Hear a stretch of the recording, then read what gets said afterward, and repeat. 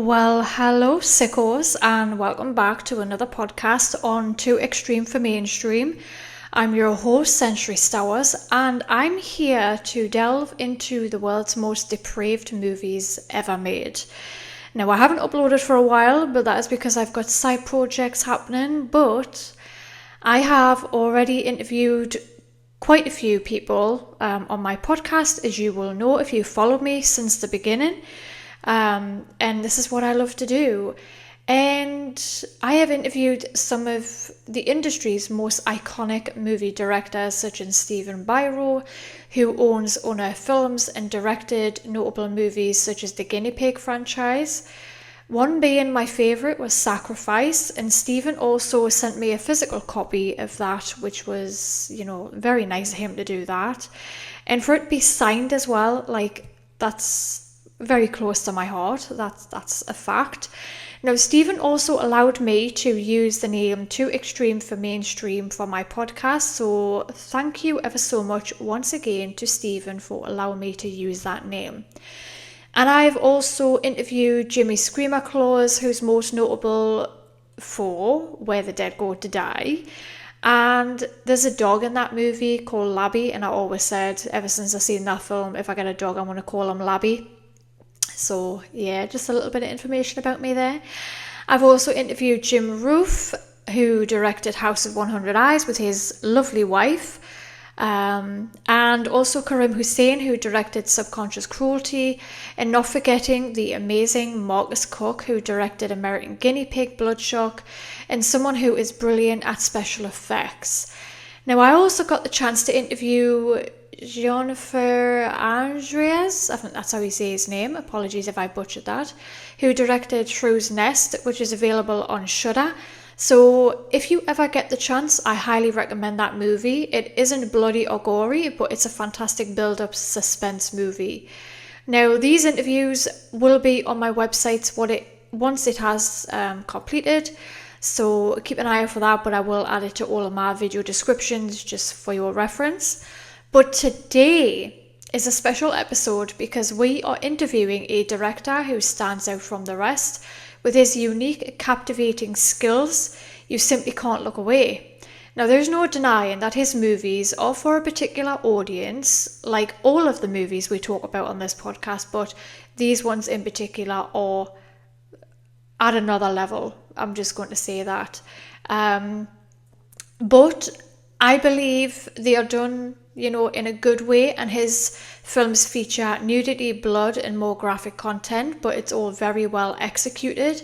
And for those unfamiliar, I previously discussed one of his films on my podcast, Love Dump, and interviewed two of his co-stars, Miss Socks and Coda Ironbear, about their roles, and they were lovely people to talk to, and you can find those interviews linked in the description as well. Now, our guest today is not only a director, but also a cinematographer and producer, and his notable works include The Exploration of Sin from 2019, I Cut Your Flesh, which Miss Socks was in from 2020, and one of my favourites, Flesh Eater X from 2021, Let's Stop at the Morgue from 2021, and his latest film is of 2024, The Tales of the Bound and Restrained. And that's just to name a few, guys. He has done 12 equally other amazing movies you should check out, and I'll put all of his information in the description where you can check them out. Now, without further ado, let's introduce you to the extraordinary Samhel. So first of all, Sam, how are you doing?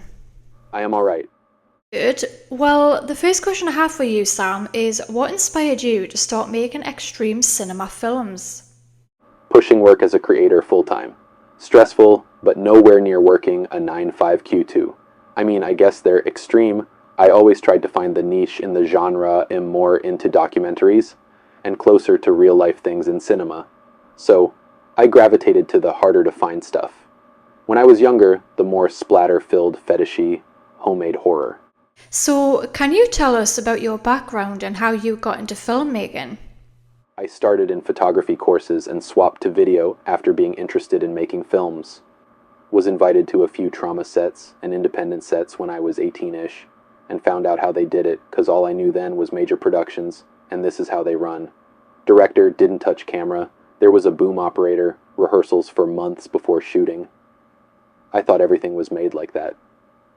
Once I saw how low-budget horror was made, I kind of combined all aspects of what I saw and was into to make more type of these films or blends of my niche interest. All in a way that looks how I wanted it to look or what I found easy to do for me. I watched a lot of behind the scenes on films, went on sets and worked for free till I got comfortable with my own voice and look and such. So can you, who are your major influences in the extreme cinema genre? I think the only people would be Vince Roth and Mick Nards and Kiyotaka Tsurasaki, James Bell. As creators, as they embodied the ideas I had, an interest, or simply their DIY attitude. Outside that, it's mostly films and aspects of creators, Tumbling Doll of Flesh, Women's Flesh, My Red Guts, Sex Android, Guinea Pig films, portraits of Andrea Palmer. Films like these gave me an interest to do some stuff of my own, with little to no crew. There's other influences, but mainly not in the extreme cinema. Yeah, so for those out there that haven't seen Tumbling Doll of Flesh, you need to go and watch it. But besides the point, so Sam, how do you come up with the ideas for your films? I carry around a notebook. I draw, write down scenes, ideas, film titles, entire bits of scripts. I then combine stuff that flow together in a guideline or script format. So can you walk us through your concept and creative process from the concept to the final cut? Kinda. Answered the first half in the prior question. Once I have something tangible, something to pass to someone of interest, I post to friends and talent that may be interested or post a casting call, send them the script, or give them the idea. If I really want them in the film, I'll adjust the script to their comforts or add their interest in parts. If I don't really want the script to change, I just keep passing it along until someone matches with interests and move on to filming. So how do you balance the storytelling with the graphic elements in your films? Storytelling, especially with the Samhel titles, it's only subtly there. I don't like to give a step-by-step story to those fetishy, extreme projects, but like people to watch and end with, I think this means, or they make up the full story of what happened as they saw it, and they're correct. It made sense to me, it could make sense to the viewer the same way, or a completely different way, or they hated the project and turned it off. All is welcome and appreciated. So what are some of the biggest challenges you faced while making extreme cinema? Marketing and releasing. I want people to see the projects, but due to the content, not many films fests care to show it. Big thanks to those who have and do, they make it a plus to make. Outside that, it's only on physical media, and with online platforms becoming more strict, it's only time before it gets harder to release. But for now, only on physical media. Plus, it looks cool on your shelves too. Marketing. I have to cater to social media platforms, zines or horror groups, and deal with people who don't care for it, but also become weirdly obsessed with being the one to trash it. Also being banned, or it just not being shown. Also, have to water down what it is, which doesn't catch the eye as much. How do you handle the controversy and backlash that often comes with this genre? I don't really get that. I get people like stated above, which get very upset or troll, and honestly I just use it to market it. Hell, I put a 3 out of 10 review on the back of my film because the reviewer did agree with what the film was, but just didn't like it. Positive and negative comments are welcomed. If someone really wants to offend me or bother me, I'd say disappear and not talk about my project, especially if you asked to review or talk about it and got to see it. I'd be happier if you talked shit about it, then went silent after seeing it. Outside that, a lot of people who say stuff negatively to me or people I associate with realize that I don't talk much. Okay, so have you ever had to censor or modify your work due to external pressures? Nope. I did have to step back from taking some talent's ideas for being a bit much. Like, I'm not entirely about or into that can we not do that. Or if I want stuff released in certain countries, I'd probably have to remove it. Okay, so what techniques do you use to create the graphic, intense scenes in your films? James Bell's props. cheap blood that looks the brightest, angles when the props don't look the greatest, by my application, but make it look better through the camera, make the FX brief, or have it over, stay its welcome. So how do you ensure the safety and well-being of your cast and crew during such intense shoots? Talk to them about what's going on, what they're doing. I usually ask if everything is okay during the filming. I let adults be adults. If they're handed a knife, I expect them to know what to not do with it. Accidents could happen, but we have precautions and haven't had one. I wouldn't put anyone in a scenario I wouldn't do, unless they brought it up and wanted to do it. Then I'm like, that's on you and up to you if you're making this decision of a sound mind and you want to do it, by all means. Can you also discuss your approach to cinematography and the special effects? Lars von Trier, camera work is my comparison.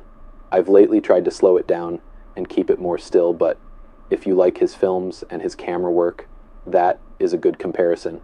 Special effects, whatever looks real and can be cheated on camera or in post. I apply everything myself unless I have another talent helping. I apply the FX or makeup and then look through the camera at what angle or distance looks best. So I will agree with that. Lars von Trier is also a great cinematographer, and he has directed a notable movie, Antichrist, from 2009, and also one of my favourites, which is Nymphomaniac Volume 1 and 2 from 2013. If you haven't seen those, William Dafoe is in that movie. So I highly suggest you check it out. And that's how I found my love for Rammstein. So yeah, there's a little bit of information there for you. But moving on from that, Sam, what themes or messages do you aim to convey through your films? Against censorship, my interests that I conjure up, mainly visually. Okay, so how do you hope audiences will react, or what do you hope that they will take away from your movies? I hope they love it or hate it. I just want them liking it enough to want to rock a shirt or put posters on their wall, because they couldn't stop thinking about what they saw and want to be more engulfed in the creations. Or they hate it and make a 10-minute YouTube video about why they did. Both are welcomed. Well, I will most certainly rock a poster on my wall from Samhel. But anyway, how do you feel about the niche audience that your films attract? I would say the supporters, those who back my films and help fund, are nuts, in a good way, and the coolest people I've met. I always appreciate their support. Next to that, I like those who've seen Evil Dead and/or a Serbian film, and they don't know what really they're getting into, and read their comments, reviews, posts about it, whether negative or positive. I dig a lot. So, have you noticed any changes in audience reception over the years? They really want me to make what they like. If I don't, they're out. Got a very mean email about a film that I didn't shoot, was actually shot when I was maybe 14, so I had no hand in it. But at 25, I was shown it, and I edited the film and released it. Someone sent me an email disgusted over who is in the film, cause of their body type, and preferred me to use people that look like them, which is cool to have everyone involved, all types of people, and I do aim to add anyone that is of age 18 plus. However, to insert yourself into others' creations that much, and that's the basis of your support for me in making films, it's a bit much.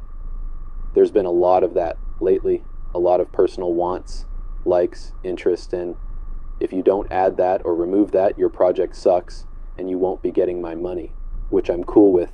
They can just make their own projects then. Well, that is fair enough, isn't it? Now, what's the most memorable feedback you've received from a fan or a critic?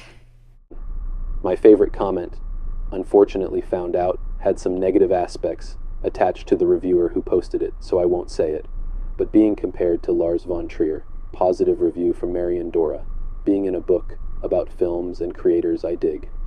I get a lot of support. It's hard to narrow it down. Can you talk about experiences working with actors in extreme cinema? All have been extremely nice. Adult actors are the best talent to hire and talk with about these ideas. Mainstream actors I don't have the most positive experiences with. Some have been on it and super cool. A few have not been cool. On the basis of this film is supposed to be the next blockbuster, or them thinking they're going to be walking on to the WB lot. So how do you choose your collaborators, from actors to special effect artists? Vibes, respect, personality. If we are communicating back and forth and I can see the lack of any of that, I know the scene film is not going to happen, or it's going to be problematic. I want them to be them and to be actually into being a part of the film because they dug. I get hyped to see what they can do, but also they want to see how I will make it look. Special FX, just James Bell. He is on it, he's affordable, he's quick, he's great. I don't really hire anyone else or get anyone else for special FX. I do all the application. If someone volunteers their time, cool. But for the most part, it's only him and I. Go get your props from him. So what was it like working with Miss Socks from I Cut Your Flesh and Coda Ironbear from Love Dump? Miss Socks and Coda are probably the closest people to me, even though we text talk minimally now, just mainly because I'm not making as much and am in a different state. They both are really close to me, personally. Coda checks in on me a bit. I made some of my favorite projects with them. They were both fully game and trusted me. I trust them. They have had my back at my lowest. If they needed anything or asked for anything, I'd pretty much say yes. I can vouch that they are two lovely individuals, and I would most certainly have them back on my podcast in a pinch. But Sam, out of all of your films, which one are you most proud of and why? I Cut Your Flesh and Flesh Eater X. I wanted to make a documentary for a long time priorly. I was told I can't be taken serious and short films don't sell. So I made a feature and it didn't change much. But they were both two things I wanted, took way longer to finish, and we completed. I dig 70% of all my creations that were really thought out, planned, and stand out. So can you share any interesting stories or experiences from the sets of The Exploration of Sin, I Cut Your Flesh, or Flesh Eater X? And even YouTube horror reviews. I met in person while ICYF filming, and she helped work camera for a day. She's super cool, and the smartest person I've met. Also, she's not from America. So meeting her and have her help on a project after knowing her for years was cool. Flesh Eater X had a majority of its scenes shot in one day. Rebecca Vanguard's scenes, all of them, plus a short project, and Kaya Eve's scenes were done in a day. Then we took one day to shoot all exteriors in San Francisco. Very interesting. So what was the inspiration behind your latest movie, The Tales of the Bound and Restrained? I wanted to make something inherently different from things I've done before. I wanted to make a feature revolving around shibari bondage. Basically, it was what I thought a retrospective on bondage itself, with people into bondage, would be like. I didn't want anyone to talk like a documentary, but show each person's response to being in it. Basically, watch someone show you what it is, and you take it in. I am definitely going to check that movie out. It looks very interesting, and I will definitely let you know, Sam, what I think of that movie. And no doubt I will love it just as much as the last how many movies that you've done. But anyway, so are there any upcoming projects or films you can tell us about? Gora wrote, just had its Indiegogo, and unfortunately we didn't meet goal. But it's half shot, and it's sort of a weird meta project about a man who's fired from his office editing job, who gets a call from a buddy to come out to Vegas and get back into the adult side of creation, but to creating outlandish fetish gore projects, cause its selling to very rich buyers. So you're sort of seeing the stuff he's creating and the behind the scenes of it. Presto Grotesto, which will have a name change because I'm starting to hate it, basically a mixtape of graphic adult content with no real story, aside from a studio hired a filmmaker to make a mixtape for an adult live leak type of site the investors are making. And Nuclear Girls comes out August 1st. Just look out for it, because there's only 60 days to get it, or miss out. If you're a fan of black metal and hot girls, you may dig it. I will definitely check that out for sure and let everybody know what I think about it. But do you have any aspirations or plans to explore different genres or styles in the future? I have. There's a film and studio I'm a part of and directed for that has its second film completed. The film has been submitted to Sundance, and it's probably the most mainstream film I've done. It's Cool took about 3 years to finish. I've done comedy, can check out Frog Pimp on my site, although it does go back to horror at the end. I do want to do more documentaries. I have tons of scripts and things I want to do, but it all depends on funding. If there's producers, investors out there reading this, email me. So how do you see the future of extreme cinema evolving in your opinion? I don't think it will. I think it will go back to narrative style, more cinematic with extreme ideas or scenes. It did exactly what I said it was going to do, which is people getting into the adult aspect of it, and more so mixtapes using open source internet rips of real death. I've heard filmmakers doing some pretty distasteful things, and it pretty much locked in what it inherently turned into. Outside people going too far, it will drop off and start from the ground again, which is what I hope it does. So how do you personally handle the intensity of the content that you create? I work on stuff as I feel okay to do so. If I'm not feeling editing that day, I feel like scenes will suffer. If I'm in a bout of depression, probably not the best to edit. The films itself doesn't bother me because I know it's fake. I know the fun we had shooting it. I tend to have others let me know about quality control, so I don't have to watch the film 20 times. The hardest thing I had to watch was ICYF because it dealt with a phobia, and it was real. Everything else is fake. I don't entirely trick myself into seeing something staged and feeling how I feel when it's real. So what advice would you give to aspiring filmmakers interested in the extreme cinema genre? Don't go into it. Focus on real storytelling if you want to be a filmmaker. If you do want to make something extreme, use an alias. It can, has, and will fuck up opportunities in other aspects of life. I work for myself, and a lot of the people who hire me for Samhel name stuff. You can't put this work on resumes for like a UFC editor or a position at Warner Brothers. It's fun to make extreme stuff with cool people, but do a drama, thriller, or slasher films for your resume. Do this shit if you want to not be restricted, have fun, bother some people at film fests, but it ain't going to be selling like a Halloween or Pearl. So can you share a little bit about your life outside of filmmaking? Like how do you unwind, for example? I smoke weed.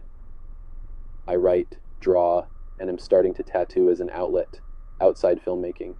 However, I do have a personal life that takes up time, and doing that pulls me out of doing this. Shockingly, I do have a family, and that's mainly why I do this outside of interest of filmmaking and being behind a camera, but to make sure they're taken care of. So, buying Blu-rays, shirts, prints, art, the funds just goes to them and making more stuff to keep the site going. So what does it feel like to be known as the most extreme cinema director? Am not, but I do appreciate people who say stuff like that. The fact that I'm in magazines, books, or people say I am an inspiration, that's cool. Appreciative of it, and can honestly say I'm still doing this almost a decade later and as a full-time job. It's super cool that enough people want what I make, or are hyped with what I make, or even want to be in it. Makes me smile. So this is my last and final question, but hopefully not the last interview, I hope. But would you like to share to the listeners where they can follow you and support you, please? www.samhel.com shop leads to films of mine and some friends' films, as well as shirts, zines, prints of mine. All funds go to staying alive and housed, and of course more film works. Please be 18 plus to buy. www.patreon.com Club Disgust. I post all first looks there. Photography, art, write-ups, basically everything unshown publicly, not allowed on social media, or made exclusively for the Patreon. There's 2 shorts on there that haven't been shown outside there. Again, 18 plus Samhel films for Twitter and Instagram. The more followers I have, the more important people think I am. Well, thank you, Samhel, for doing this interview. I really, really appreciate it. And if it wasn't for the likes of Samhel and all of these other directors, I wouldn't be doing these videos, and I most certainly wouldn't be as passionate as I am about these movies, and Samhel stands above the rest. So, if you think you would be interested in watching Samhel movies, then I will leave all of his social media down in the description. I will also leave his website and anywhere, you can support Samhel, like his Patreon. I am definitely going to sign up for his Patreon, or Sam's Patreon, I should say, on the 16th. But other than that, I hope you enjoyed this interview, and I will catch you on the next one. Bye, sickos.